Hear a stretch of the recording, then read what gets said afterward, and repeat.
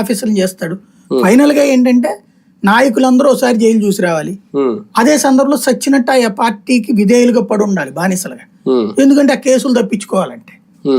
కాబట్టి ఈ సరికొత్త రాజకీయము వాళ్ళు వేసిన ట్రాప్ కాదు పాపం. చంద్రబాబు నాయుడు తప్పు కాదు, లోకేష్ తప్పు కాదు. వాళ్ళని ట్రాప్ లోకి లాగబోయి మానసిక ఉన్మాద కార్యకర్తల యొక్క మనస్తత్వానికి అనుగుణంగా చేస్తున్నారు. ఈ ఉన్మాద కార్యకర్తలు 10% ఉంటారు, కానీ దీని వల్ల సఫర్ అయ్యేటటువంటి వాళ్ళు 40-50% మంది.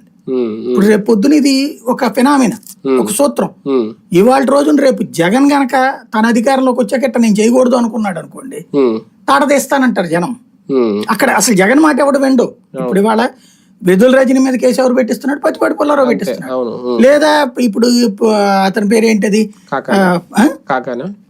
కాకాని గాని ఎవరిదైనా సరే లోకల్ గా ఉన్నటువంటి వాళ్ళు పెట్టిస్తున్నారు. అక్కడ పోలీసులు కూడా వాళ్ళ మనుషుల్నే పెట్టుకుంటున్నారు. ఇది ఎప్పుడైతే జరుగుతుందో అక్కడ ఆగుతారా రేపు పొద్దున? అంటే ఇది ప్రతిదీ చంద్రబాబు లోకేష్ ఫాలో అప్ చేయట్లా.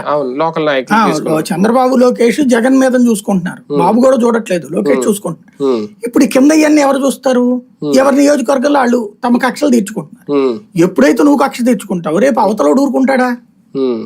ఇప్పుడు ఏమవుద్దంటే మనకి హైదరాబాదు వాస్తవంగా ఆ మధ్యన ఖాళీ అయింది, మళ్ళీ ఇప్పుడు హైదరాబాద్ ఫుల్ అవుతుంది.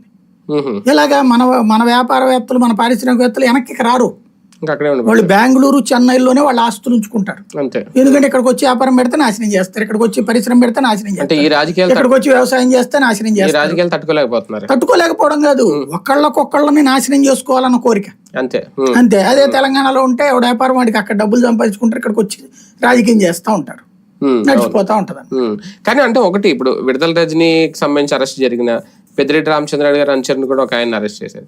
కాకాని విషయంలో ఓకే, ఆయన ఎక్కడ ఉన్నారో తెలియదు అనేది, కాకపోతే అందులో అనుచరులు అయితే ఇంకా ఏం అరెస్ట్ చేయలేదు, మేబీ చేస్తారేమో తెలియదు.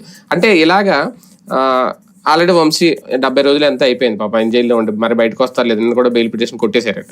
ఇలాగంటే కీలక నేతలను ముందే టార్గెట్ చేసి ఒక హిట్ లిస్ట్, అదేనా రెడ్ బుక్, అందులోనే అప్పుడు అంటే ఫైర్ బ్రాండ్